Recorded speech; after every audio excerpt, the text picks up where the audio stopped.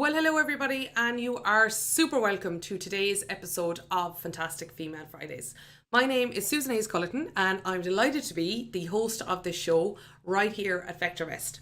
Now, today's episode is a special one for several reasons. One of them is that I'm actually here live streaming to you from the VectorVest headquarters in Ohio, and it is fantastic to be here physically with the team.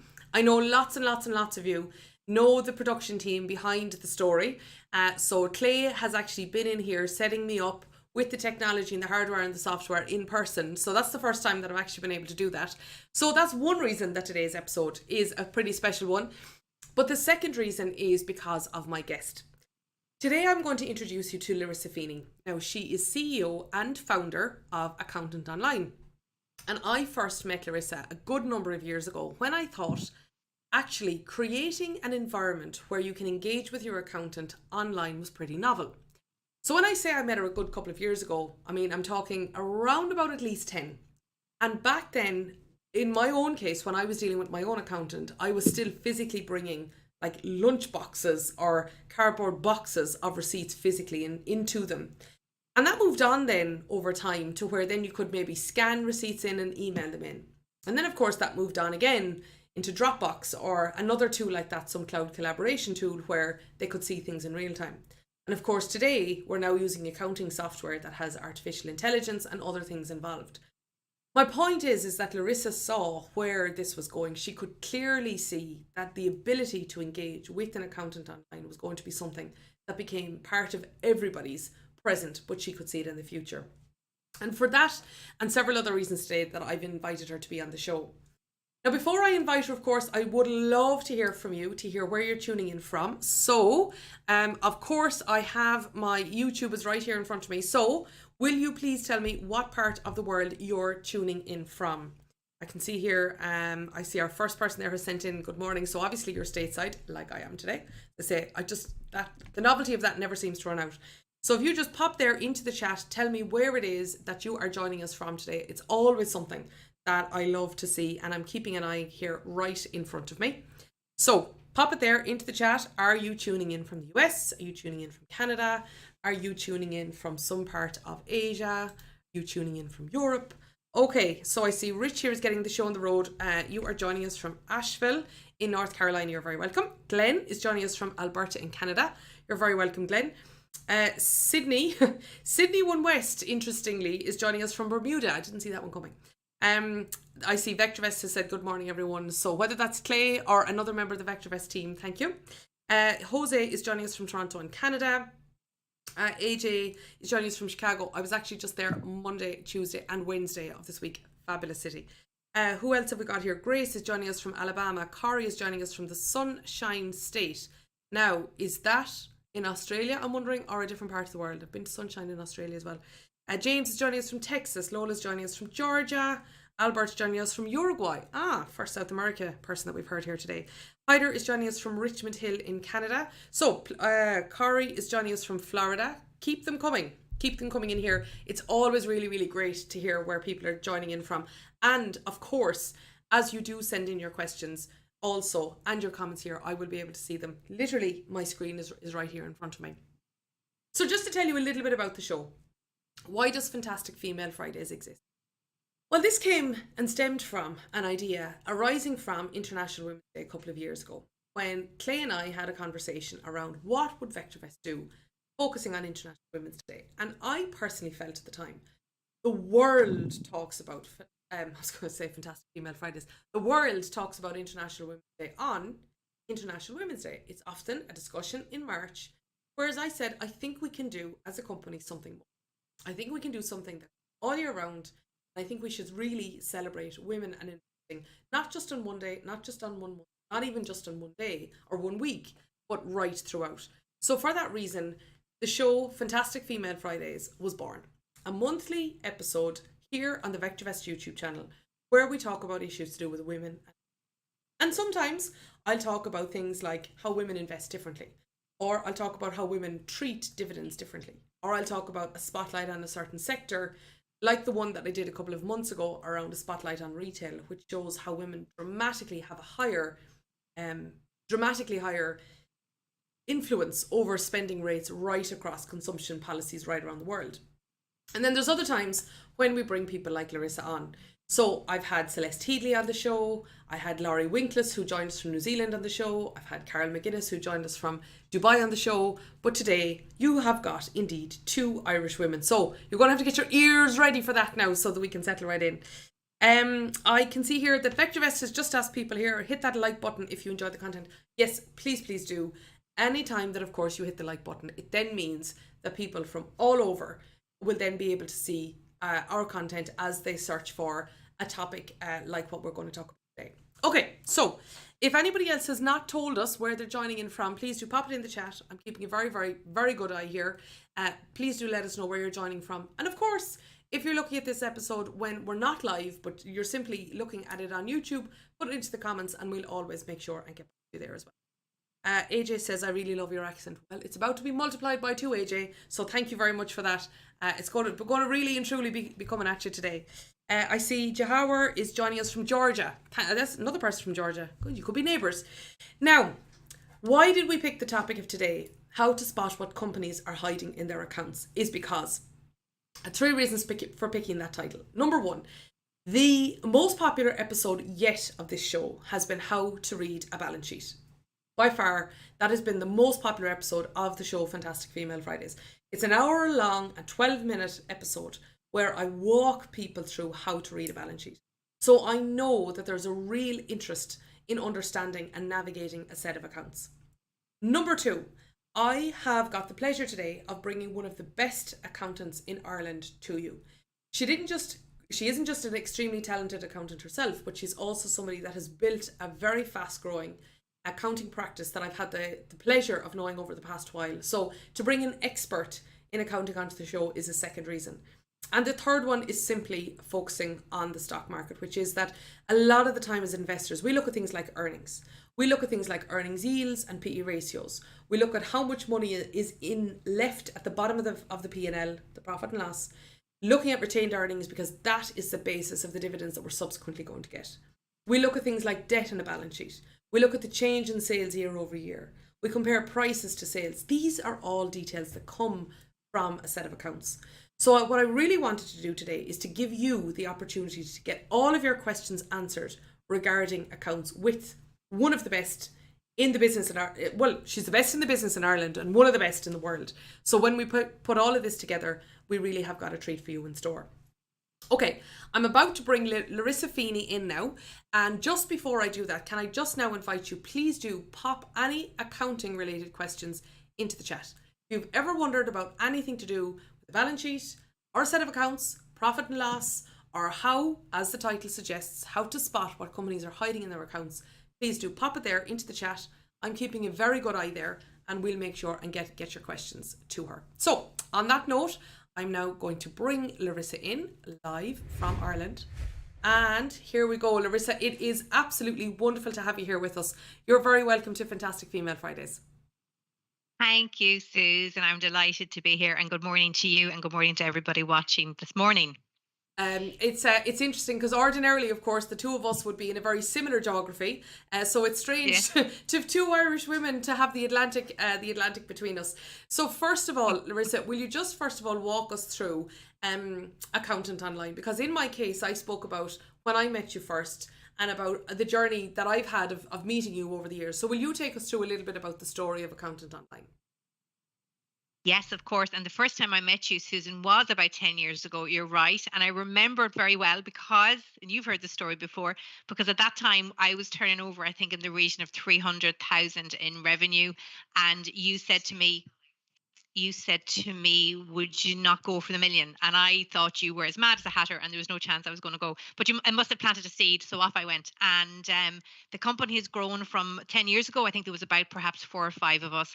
And today there's 70 of us altogether. There's 60 on the island of Ireland. And then there's 10 dotted around the world. And we serve 2,500 small business clients. So we specialize in helping small business incorporate their business and then take them on their journey of compliance to make sure that they're kept right, I suppose, in everything that they do, and that we help them to grow their business and we help them to maintain their accounting software and advise them on any issues that they come across. And I mean, ultimately, you are the entrepreneur, Larissa, that has taken something that you're extremely good at, and I won't call it a hobby because I wouldn't go as far as that, but it's something that you're extremely good at and that you've liked an awful lot. And now, of course, your day to day life is probably very little involved in actually looking at accounts or taking care of any of those 2,500 people, but now leading an organization accordingly. Already I've started to see some questions that are coming in here. Albert says hi, Larissa. First of all, so I'll pass that message on. Hi, Albert. And there are certainly some questions coming through that I'm going to feed to you as we go on. But let's take it from the top. What are the key principles that really underpin a set of accounts? Where does it all begin? What's it all about? Okay, so that's a great question because there are common principles that all preparers of accounts, that all businesses have to comply with in order to produce a set of accounts that show a true and fair view of the business. So that's the first thing I would say. Every set of accounts has to show a true and fair view of what has happened in the business in that period of time, usually 1 year. The main principles are, the first one is revenue recognition. So to make sure that the revenue has been recognized in the correct way. So depending on the part of the world you're in, you may recognize it on an accruals basis or a receipts basis, or, one or the other, depending. That's the main principle, that all revenue has to be shown. The second one is cost. And the matching principle means that you have to match your cost to your revenue. So you're not declaring a sale or an income in 1 year and the cost associated with that income in another year. They have to be in the same year. We have to, even if they're not paid, you have to match the cost to the income. That will show a true and fair view of performance. There is the full disclosure principle. So basically, everything, that's self-explanatory, isn't it? Everything has to be disclosed.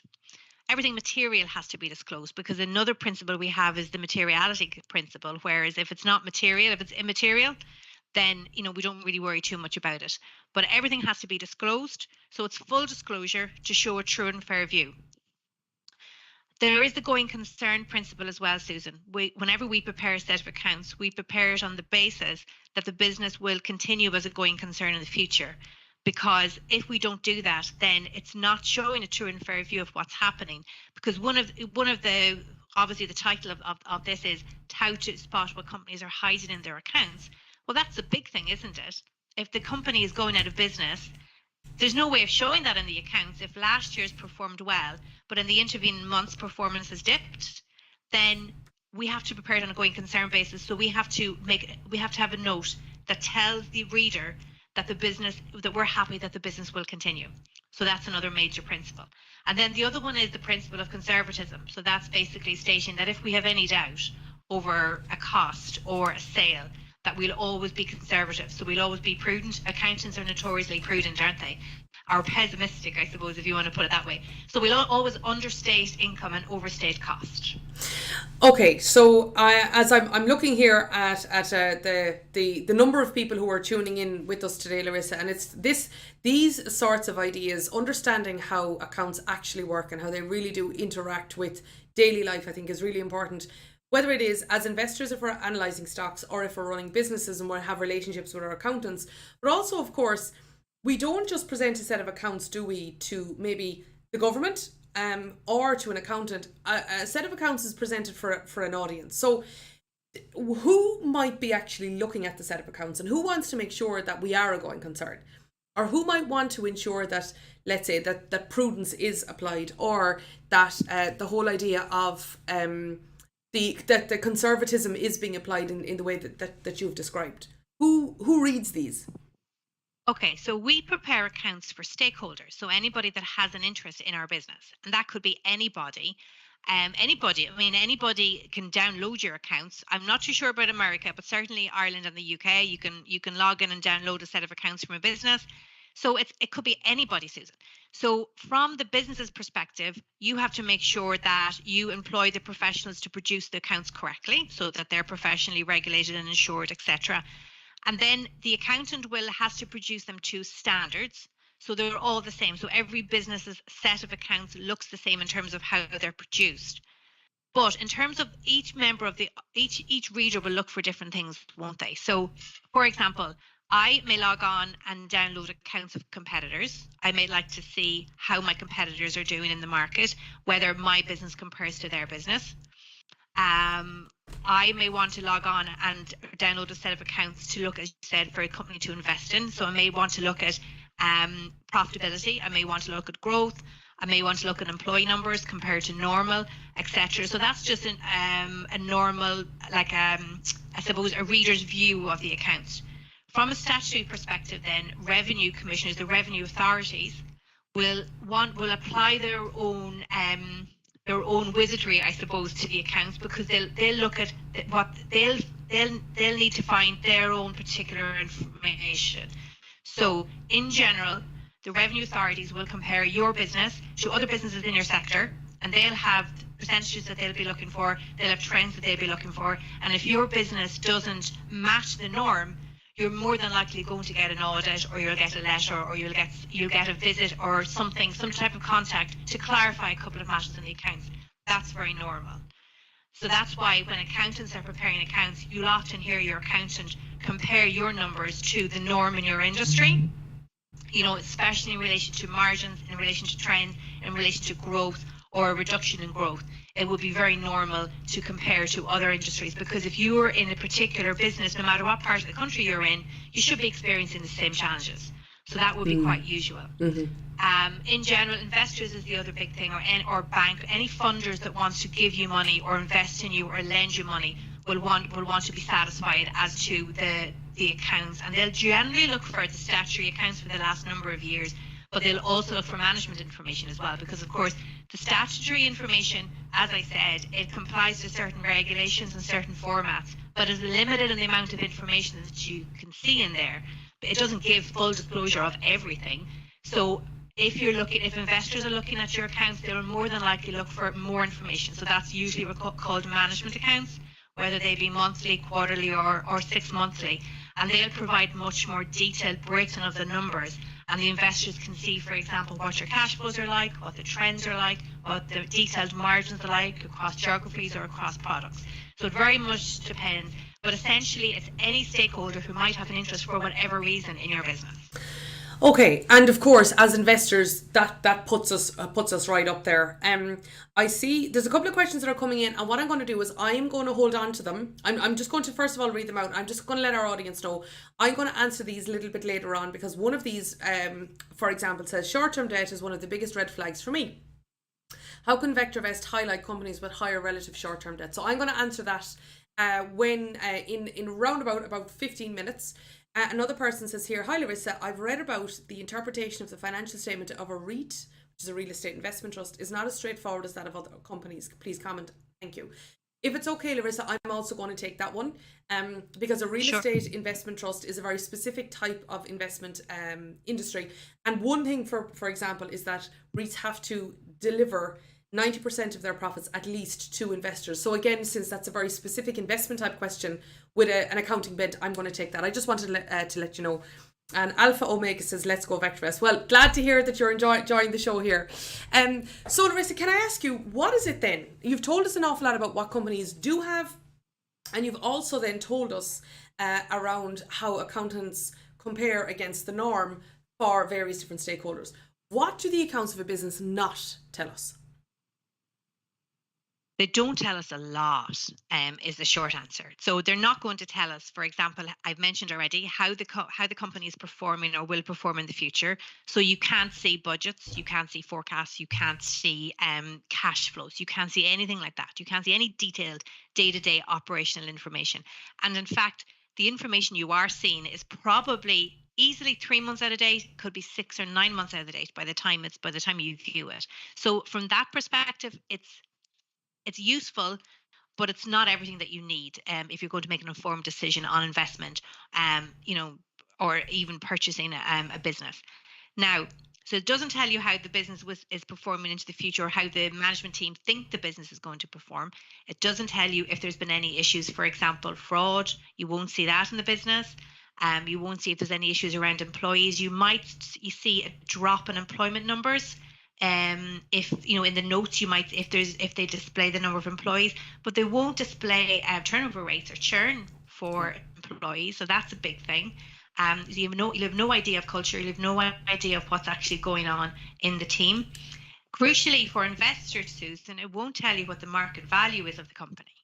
So you're seeing a set of accounts that show you basic information on cost. It won't show you what the business will attract on the market.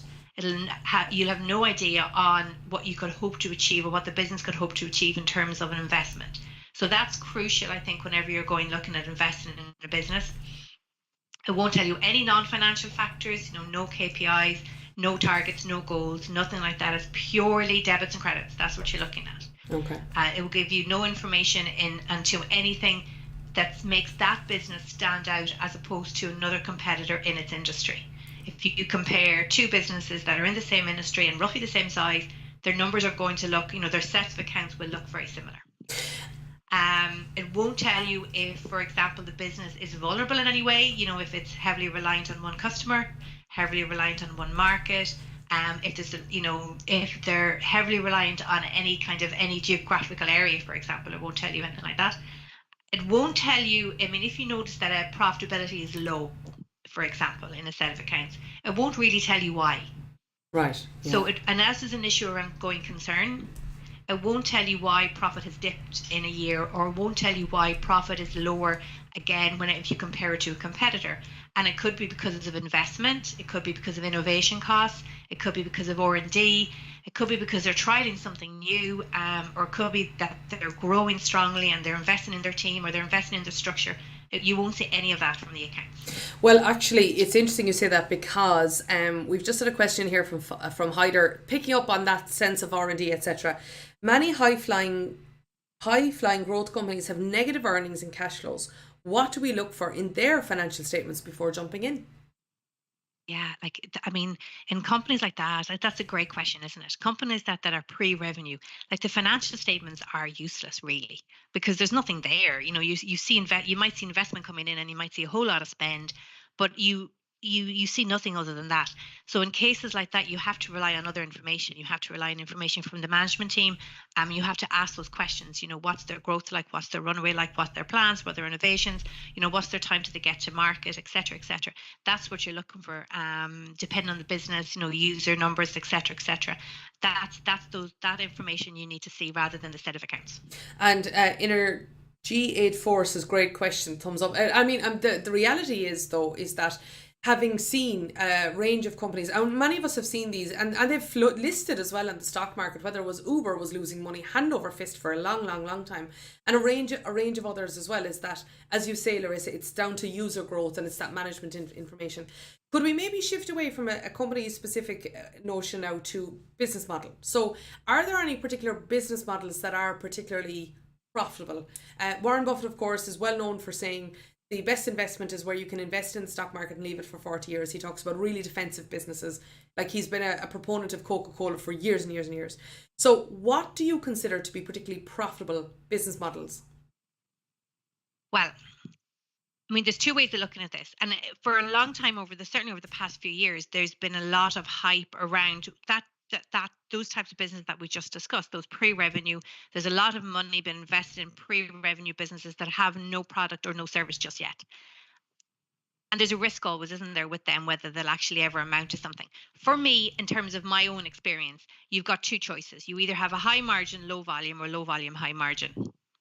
High volume, low margin business model. And after that, it really depends on the business owner. I see different businesses in the same industry with very, very different results, down to the business owner and how the business is run. But in general, what I like to see is subscription based, so recurring revenue. Yeah. And less reliance on people. So the more automation, the better. I don't necessarily differentiate between goods and services, Susan, because that really depends. But I myself have grown and scaled a service business, and I don't see a huge issue with that. But it is around the processes in the business, and the more automation that's involved in there, the better. So I won't specifically state an industry or a type of business, but what I would say is that subscription model, recurring income, and building a business that's not reliant on the founder is vital. Yeah. So making sure the founder is removed from the day-to-day operations of the business, because essentially, if you remove the founder, and the business collapses, then the business isn't worth anything. So it doesn't matter if the business has made profits for 20 years. If it's heavily reliant on the owner, then it's not a profitable business, really. So I'm going to reflect those back to you. So high margin, low volume, or the opposite way around. Subscription and retention, or like I suppose a lot of times today we hear about SaaS, for example, software as a service type businesses. Yeah. And the third thing you said there is more automation, the better, without of course losing the personalization. In many ways, Larissa, personalization and automation can absolutely go hand in hand. Because they need to. Absolutely, that they can really happen, and also building the business without the founder. Even as I mentioned, Warren Buffett, many of people will know him as a founder himself of Berkshire Hathaway, but it certainly isn't reliant on him at all. A great conversation has broken out here in the comment section all around the previous question. So Stock Time says look for cash and burn rate in pre-revenue companies. And also as well, Luke comes back here to Hyder saying, don't forget we're in an inflationary recession. That means that REITs will fluctuate to keep levelling with inflation and monetary value. In other words, your dollar worth less with inflation. And also, I'm going to come back. I'm going to come back, and I'm going to get right into that conversation later on. Energy Aid Forces, interesting point about the founder. I didn't know that, and definitely it's one I know that we've spoken about ourselves offline on many occasions. Can I ask then, at the top of the show, Larissa, I pointed out my different experience with an accountant, from, physical receipts to scanning in the receipts and emailing them, to cloud-based, to now a piece of AI on an accounting technology software looks at what is, automatically scans what's coming in from the bank, makes a preliminary decision about what they think that cost is, the AI does, and then we have a human who oversees that to make sure that it's right. We can push a button at any stage and generate a P&L, a profit and loss, or a balance sheet. They're my observations about how accounting has changed. If I was to also maybe ask about how finance has changed, this has already come up with our audience here today, is now there's far more hunger from a private equity point of view to invest perhaps in pre-revenue businesses. Also today we're seeing changes in interest rates we haven't seen in a very long time, etc. Like I said, they're my observations. What are your observations about how accounting and finance has changed during the life of Accountant Online? I think it's the businesses that have changed, actually, Susan. So the businesses are demanding better service. The businesses are demanding more up-to-date information. So traditionally, accountants would have provided those statutory financial statements, again, 3, 4, 5, 6 months after the year end. And that is useless for a business owner. If the first indication you have on how well your business is doing is, 6 months after the year end, then that's no good. So that has changed. The businesses are now demanding monthly accounts, real-time information, as you say, P&L at the touch of a button. So that has led to the industry responding to that by the development of software, the development of integrations, the removal of data entry. So that has all helped, and that helps the business owner to run their business better. So I think it's been driven by the business, not only in the delivery of service, not only in delivering the actual service that we do, but in customer experience as well. So again, traditionally, contacting a professional service firm, whether they be accountants or solicitors, you might have waited for a response for 24, 48 hours. That's no longer acceptable. The business owner today wants a response quickly. If they have a question, they want it answered. They don't want to hear that, you've got deadlines or whatever. They want to be served. So that's been fantastic for our industry. It's really pushed us to be better for our clients. That's interesting. Because I was looking at the industry point of view. I was almost looking at the top down, whereas you're looking at the bottom up. And as you say, the integrations, you're absolutely right there as well. How does my accounting software tie in with my CRM or my customer service software, etc.? Larissa, as investors, we love investing in high growth businesses, but you run one. And it would be really interesting to hear, what has it been like for you to operate in a high growth environment where, like you're talking about scaling a service-based business in an environment where the tradition of accounting hasn't changed, but the expectations of the customers technology has changed an awful lot, etc. So what is your experience of operating in a high growth environment? It's really hard, is the answer I would give. Growth is hard, Susan, and growth is expensive. So like I mentioned it earlier on, looking at a set of accounts and judging margins in a high growth business would give you a really flawed view of what's happening in the business. I mean, if I speak from experience, our margins are lower in previous years, or were lower in previous years due to growth. So it's very difficult. It's very difficult to balance growth with delivery. It's also very hard whenever you start a business from nothing, because you have to build processes for every single thing, and you don't have any history there to go on or any learnings. You have to start from the beginning. So many times you would do something only to figure out that it's wrong or it's not working, and then you have to, undo it and redo it another way. So that all takes time. So it's difficult. It's great fun. We love it. Won't have it any other way, but it's undoubtedly challenging, and you have to accept, and I say it all the time internally, we can do whatever we want. This is our business. We can change things, and we have to change things all the time to make them work. We just have to remember all the time that we have the freedom to do that. That if something doesn't work, we just look at it a different way, we go at it from a different perspective, and we try again. And that's a fantastic environment to operate in. But there's always challenges, and there's always challenges in every business, of course. But in a high growth business, you're trying to balance delivery with new business coming in all the time. And in a service business, that can be hard. That's a very honest, it's a really, really honest answer as well, is that growth is hard and it's expensive and it's great fun all at the one time. So when we are looking at high growth businesses, and I'm saying this to our audience here today, is I actually, to compare Accountant Online to Airbnb, I read the Airbnb story, and it felt like I had a one-to-one conversation throughout that book with Brian Chesky, not exactly sure how he pronounced his name. And he basically said that, a lot of people talk about the struggle of trying to find new customers and trying to find new things. He said that his struggle was to keep up with the business growth. And I think we have to bear that in mind when we screen, as I will do in a moment, for high growth companies, is there are people behind those who are feeling exactly like you are. Yes. And just on that point, because it's an excellent point, you have to remember that as the business grows, you have to grow, so that your job changes so fast, and you have to learn how to do new jobs all of the time. And that you have to be able to do that and be willing to do that, and not everybody is. True, or wants to, as you say. You can do whatever you want, but also, Larissa, my final question to you here today, because you've really been extremely insightful, as you always are. But I want to link this back to one of my ESG and Tech Show episodes focused on blockchain. And I looked at blockchain because I think that blockchain is progressively becoming more and more mainstream. And people can check out that episode separately if they'd like, and they can see all about that. But one angle that I took on that episode is how accounting may be moving from a double entry system to a triple entry system through it. So do you see major changes coming towards the profession due to blockchain, or is it just something people are talking about? I think there's the potential for change with blockchain. I definitely think there is. I would love to see it, because there's huge opportunity there for the industry. I mean, the double entry bookkeeping system has been around forever, of course.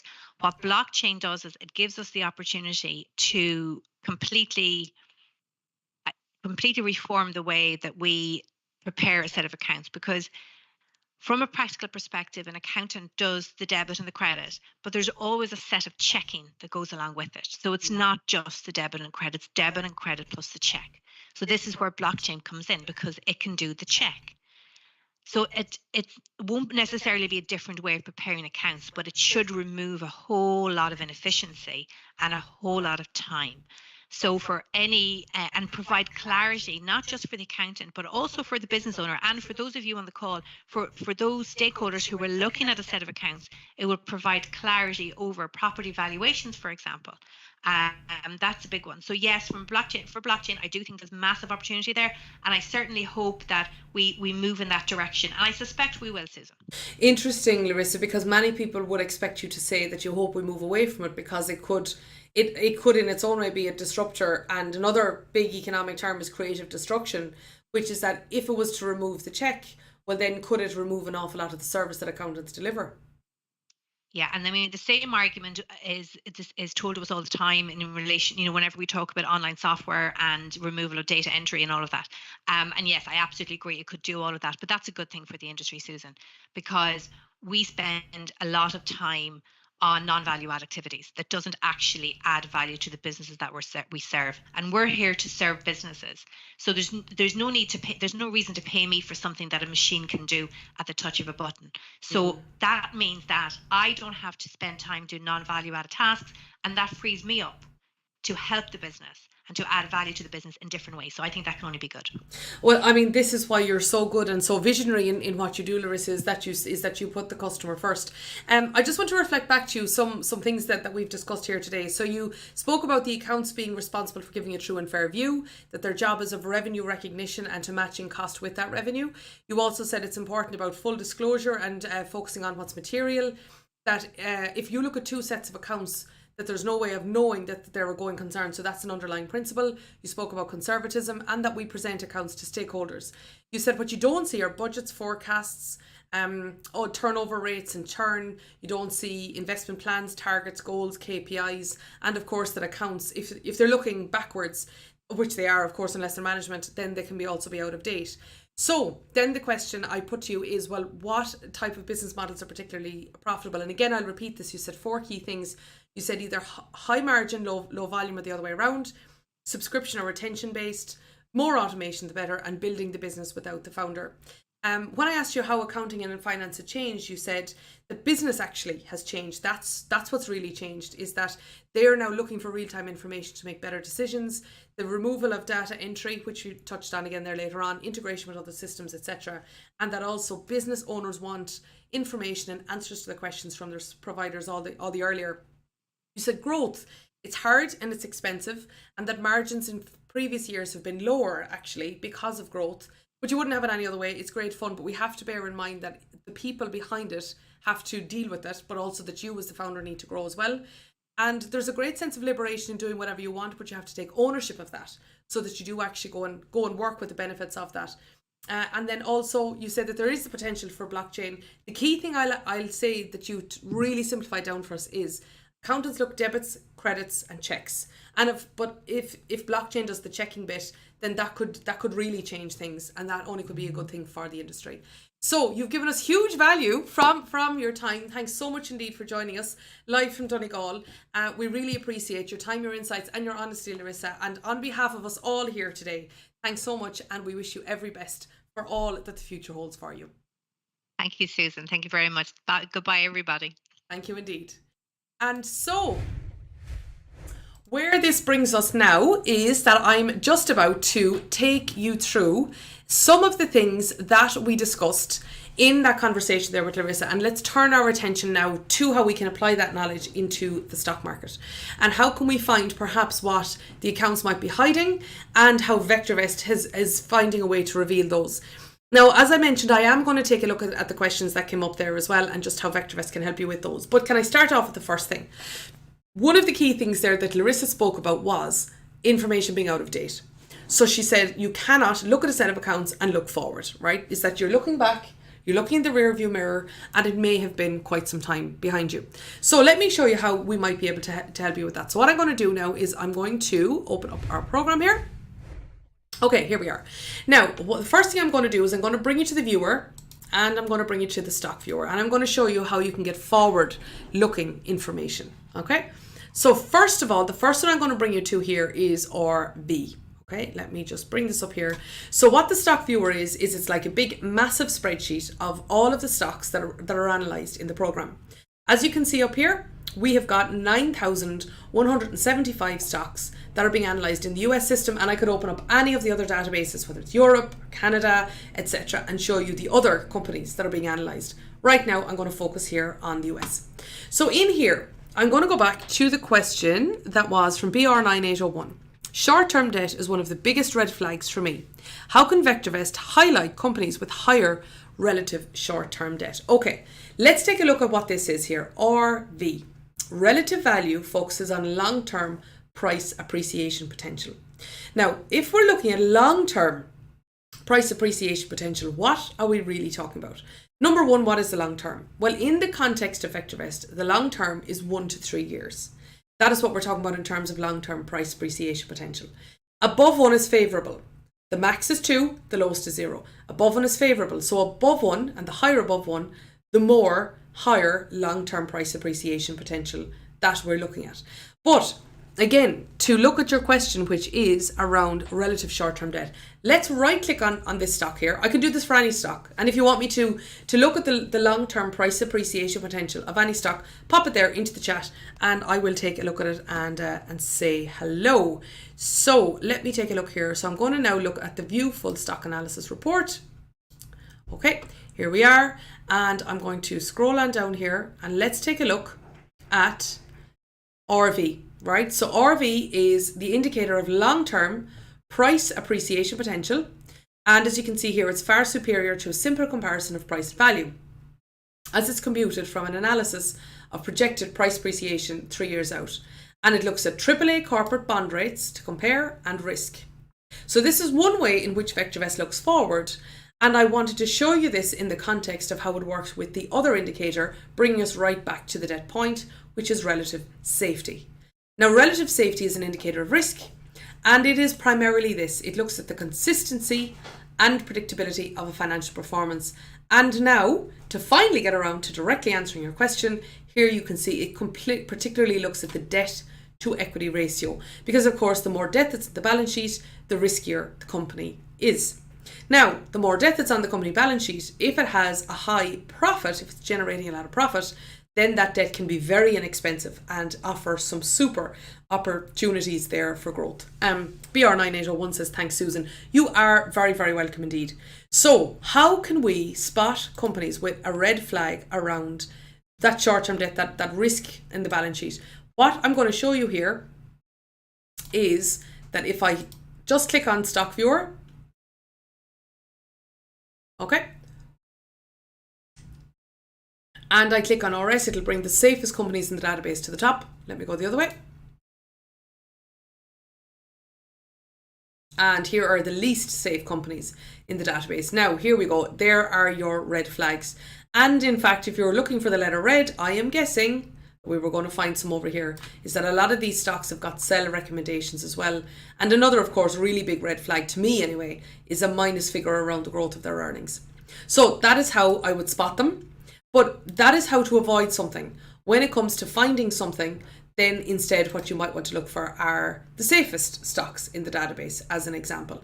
So you might want to look at these. So we have United Health Group, Vertex, Centene, Elevance Health, a lot of healthcare companies actually. And well, the reason I know that is, look here, you can clearly see here that the names here are, this is Advanced Micro Devices. A lot of these are focused on healthcare, but maybe you don't know that. Well then, here's another way that you can check that is, let me scroll right out here, out to the right. There we go. You can see the sectors. An awful lot of them are in healthcare. And as I mentioned earlier, an awful lot of them are in very defensive businesses, because healthcare is the one area, of course, that we will not compromise in our lives. Now, let me move on then to another area that VectorVest does a super job of looking forward. It builds on the accounts, but looks forward. And what I'm going to do is I'm going to take, does anybody have a stock in here that you would like me to look at for you? Because I can take my own examples, of course, but if I have yours, well then at least I know that I can be adding an extra bit of value to you. Energy 84 says they usually say past performance does not predict future results quite a lot. They do certainly say that when it comes to investing. Where Larissa was coming from is when you're simply looking at a business's sheet as well. That when you're looking at a business's balance sheet or a business's profit and loss, is that in many ways what happened last year, particularly if I'm in a high retentive business where I've got a lot of subscription revenue going forward, they can actually be, one year can be quite influential on the other, whereas investment returns can be quite different. Okay, so Ninja5411, hello Ninja, you are very welcome, asks me to look at UNH. All right. So what is the next key thing that I want to talk to you about when it comes to how VectorVest takes the past information of the balance sheet and look forward? I'm going to scroll over here. It's actually one I've already mentioned. It's GRT, which is growth of the earnings. Have I passed it? Maybe I have. Yeah, here we are. And I also want to bring up to EPS as well, earnings per share. Now, it looks like I may need, let me just check out to see, do I have EPS anywhere else? RS or no. So I'm going to add in my earnings per share here beside the growth, right? So I'm just going to right click. I'm going to click on layout and I'm going to put in here EPS and I'm going to move that across here and I'm going to bring it right up here besides GRT. Okay. Refresh my data. And now let me scroll over here. There we are. We have got the two of them here now together. Here we are. These are the two that I really wanted to isolate for you, GRT and EPS. Now, what are these two? Well, for a start, and I can see now I've got Dan, Energy84 and Grace have all sent me in stocks to analyze. So I'll do that for you right now. So you can see in here that we have got two metrics. One is EPS, which is earnings per share. The other one is GRT, which is growth of the earnings. Now, why am I bringing these up to you and why am I saying that these build on the accounts looking backwards, and as we look forwards, this gives me a lot of opportunity to be able to understand where this company might be going as a result of what VectorVest does. Again, let me right click, view full stock analysis report. Now, scroll on down here, scroll, here we are. All right, here we are. Earnings per share is the leading 12 months earnings per share. So this is looking forward for the year ahead. And that's important because ordinarily when we would look at a balance sheet and a profit and loss, particularly at the bottom of the profit and loss statement, you have the profit. Another word for that is the retained earnings. You take away taxes, you take away interest, you take away any other things. You may have to add things in there as well. I won't get into an accounting class with you now, but my point is at the bottom line, that's why it's called that, we have what the company has in terms of profit left over to carry forward. Now, in here, you can see that in the case of VectorVest, we actually have this looking forward, the leading 12 months. And VectorVest determines this forecast from a combination of recent earnings performance and traditional fiscal or calendar year earnings forecast. So what's the difference between the two? Maybe if I am in a position to have my accounting year where it might say the 1st of May to the 30th of April, then that would be a fiscal year as distinct to a calendar year. So it just basically means it's just a reference to how the just a reference to how the company uses time in their accounts. But the key point here is that earnings per share looks forward. And that's what I'm going to look at for you there, Ninja. And then also we have growth of these earnings as well. So growth reflects the company's 1 to 3 year forecasted earnings growth rate in % per year. So United Health has a forecasted earnings growth rate of 19%, which again, VectorVest considers to be very good. So as it looks forward, it's saying that it's expecting 1 to 3 year forecasted earnings growth rate in % per year. Now, 19% growth year over year in its profit is, of course, very good indeed. So now what I'm going to do is let's take what I've just discussed across relative value, relative safety, growth rate, GRT growth rate, and earnings per share. Let's take all four, right? Let's take all of those four and put them into where we're going to create a watch list with the stocks that you've mentioned to me here. And then we're going to look at those four in detail for each of the four stocks.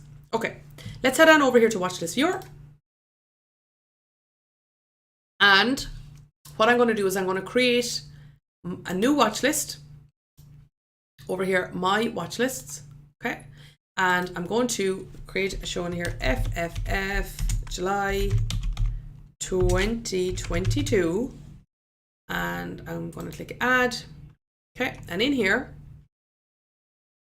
I am now going to add in some, I'm going to add in the ticker codes of the companies that you have asked me to talk about. Okay, so UNH, of course, is one. That's for you there, Ninja. The second one is from Dan. Dan says USOI. Okay, USOI. Okay, that is X-Links Crude. Okay, I'm just going to check there. Is that an ETF or is that a company? I think that might be an ETF there, Dan. No problem. I just think it's an ETF if I'm correct. Yeah, it's an ETF. And then who else have we got here? EXROF. EXROF. Oh, EXROF. Okay, that's Exortech. I know that company. Know that company indeed. And one very familiar to the VectorVest team. Okay, and then we also have GNK. GNK. All right. Right, so let's take a look at all of these, and let's take a look at, and by the way, if anybody has any others, pop them there into the chat and I will take you through them, and we'll analyse them from each of the 4 metrics that I've mentioned, because that of course looks forward. Okay, so first of all, when it comes to relative value, I can see that United Health Group and Genco Shipping, both of these have the 2 highest relative values, right? So both of these would have a good long-term price appreciation potential. Now, Dan, I just want to mention to you about the ETF. The ETF here, because of course an exchange traded fund is made up of the companies that comprise it, we then aren't in a position to analyse its own respective relative value or relative safety, because it would be a combination algorithmically of all of those. So that's why you can see here for RV and RS, both of those have a value of 1 when it comes to an ETF. And then for Exrotech, we see here that the relative value of this is actually quite low in comparison. So it's a 0.27, which would be lower in terms of long-term price appreciation potential there. Now, if we look over here at RS, oh, hold on now, ENP, oh, okay, I think there you've just taken that one back. Okay. Now, over here then, we look at relative value and relative safety. Okay, so in the case of relative safety, I can see here that again, United Health Group is the head of the pack. You can see here that its relative safety is higher than any of the others, significantly so in fact. In fact, it's double. The relative safety is double that of Genco, and it is about 2.5 times that of Exrotech. So as we can see up here, the relative safety is, so the long-term, the consistency and predictability of financial performance, as you can see up here, is significantly higher. Okay, now when we look again at RT, so RT, I just want to talk about this before I go over and talk about growth and earnings. RT then, pointing out to us here that stocks with the highest level of RT, that this is the fastest growing companies in terms of share price performance. So this is in terms of the direction, so this stock is rising. The magnitude of this is quite significant. Above 1 is favourable, below 1 is unfavourable. So as you can see here, the RT of the United Health Group is at 1.37, which is higher than Exrotech. For sure, both of them are above 1, but this one has more magnitude, and also its measure of dynamics as well. So when we've got Genco Shipping and Xlinks Crude, both of those, I'm guessing, and I'll take a look at the graphs for you and check, but I'm guessing these 2 are falling, and I'm guessing these 2 are rising, and I'm guessing that United Health Group is rising particularly quickly. Right, now let's take a look at the 4 graphs then to see if I've been correct. Okay, and let me right click and I'm going to view the graphs. Okay, here we go. Yeah, there we go. We can see the United. I'm just going to take these off. Yeah, all right. So you can see here, RT, as I say, it's a measure of direction, magnitude, and the dynamics of that direction. So as you can see here, since the RT is rising, and it's up here, it's rising considerably. That's why I was expecting the stock here to be rising considerably as well. So United Health Group has gone from $452 a share on the 17th of June to almost $100 a share higher. Yeah, almost $100 a share higher since then. And as you can see here, with beautifully rising earnings, and these are leading earnings too. In addition, GRT, I got GRT there, I do. But just let me show you how to put it there, just in case it's not there for you. Add parameter, capital appreciation, GRT. And then, of course, it's still not there. That's because I need to tick it. There we are. And one last thing, I'm just going to make the line thicker so that you can see it. I'm going to right click and change style and change this to being thicker again here, and okay. All right, so as you can see here, now we can see the growth of the earnings here is quite significant. It's up at 19% since March. The earnings per share has gone from $19 a share to $22 a share. And RT, as you can see here, RT is rising and it's above 1 as well. So there, those three things here are particularly impressive. Now, Alton Ashford has asked me to add on 2 more stocks. I'll certainly do that for you, Alton. No problem at all. I'll go through these 4 and I'll come back and I'll add them in then. Okay, so here we go. In the second case, Genco has been falling. Okay, now this is different.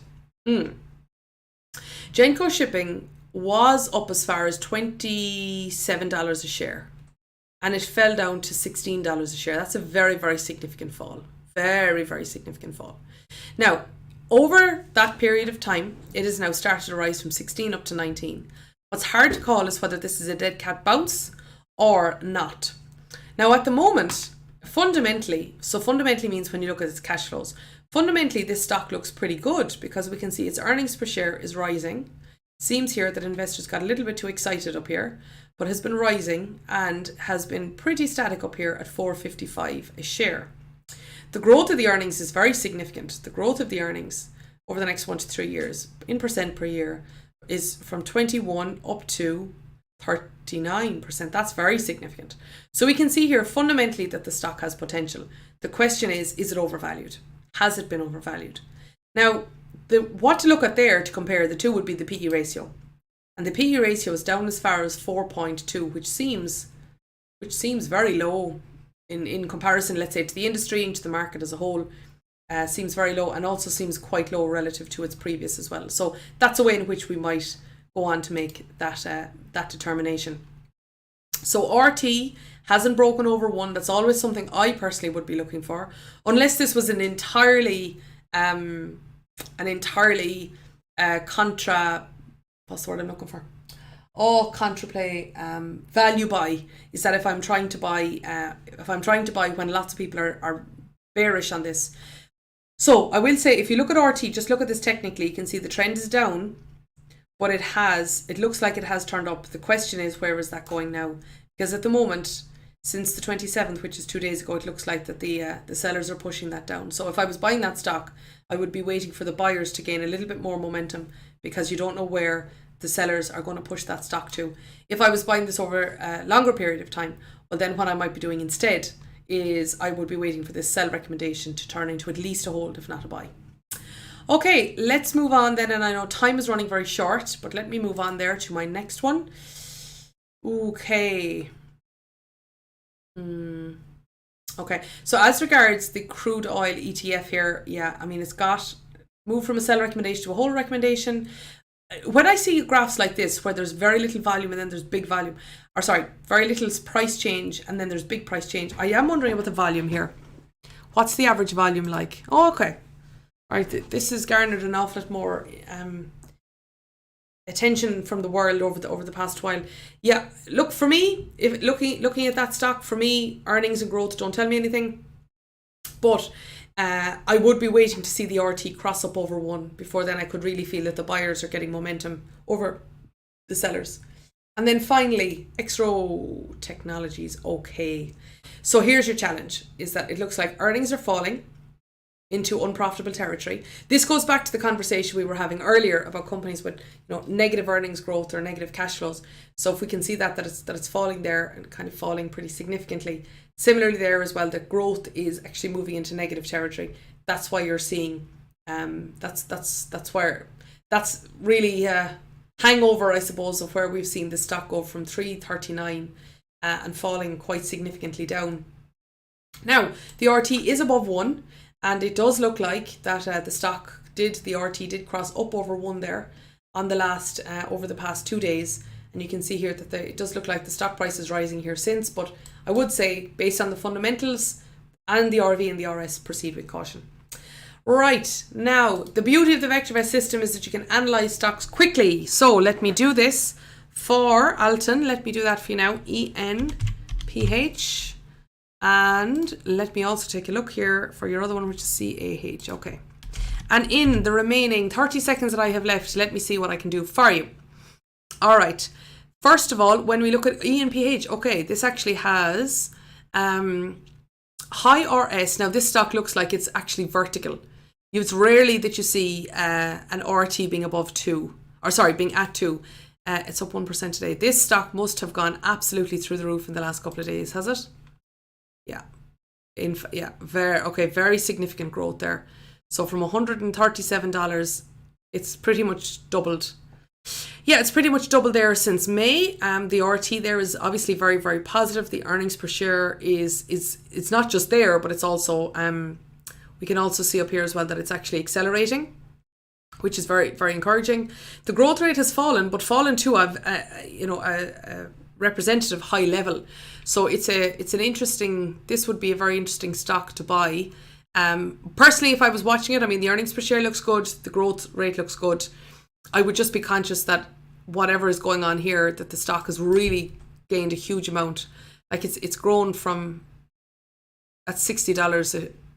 That's yeah. I mean, it's grown by what, about 30% in the past week. So just there, you had a little bit of a doji there yesterday.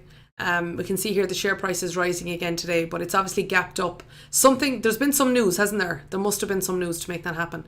Let me see. Right click. View stock news. What's going on here? There's something happened that stock that made it do that now.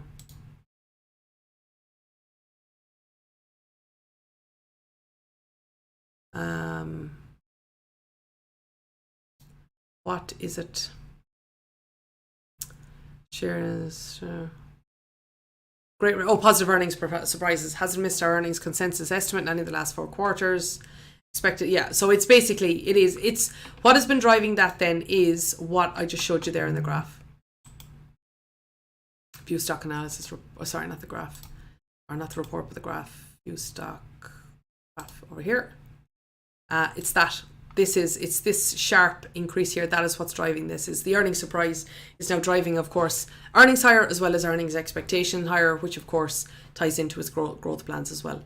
Okay, and then the other one is CAH Cardinal Health. Okay, so what have we got here? Yeah, relatively weak fundamentals.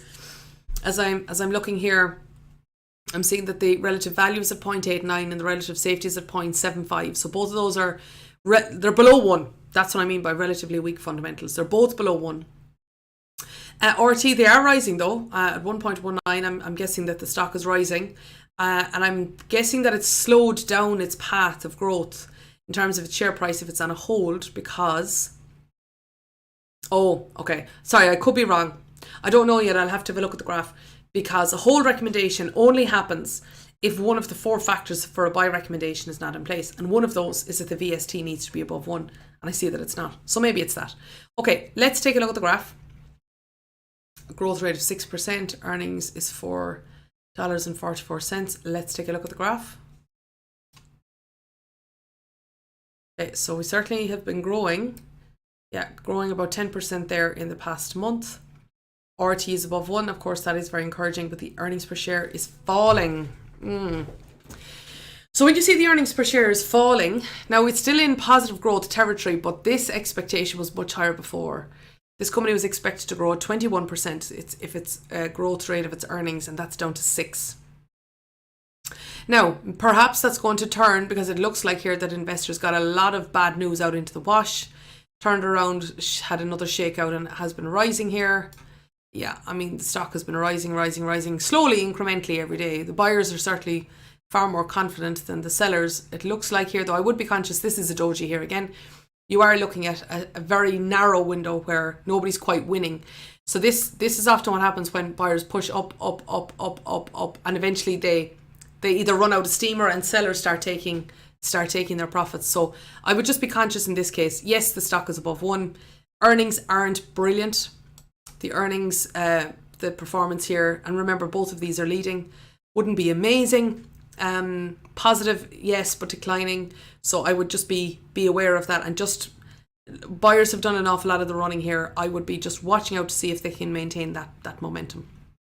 Okay, so that brings us today to the last to the end of our episode here at Fantastic Female Fridays. As always, it's my pleasure to have this show. Huge thank you to Larissa. She's absolutely brilliant at what she does and gives great insights, and has really gave us a great way of understanding today how we can look at the stock market and how we can look at balance sheets and profit and loss, and also what's not there that we then need to look at and to lever in insights in other places. So I see that there's conversation that is continuing there in the chat. Please do keep the conversation going, all right, for sure. And of course in the comments as well, where that's always a delight to see happen. But here from me, live in Ohio at the VectorVest headquarters, thank you so much indeed for joining me. I'm going to see you soon for the ESG and Tech Show and for the next upcoming Fantastic Female Fridays episode. So thank you to everyone, and goodbye, and thanks so much indeed for being here with me today.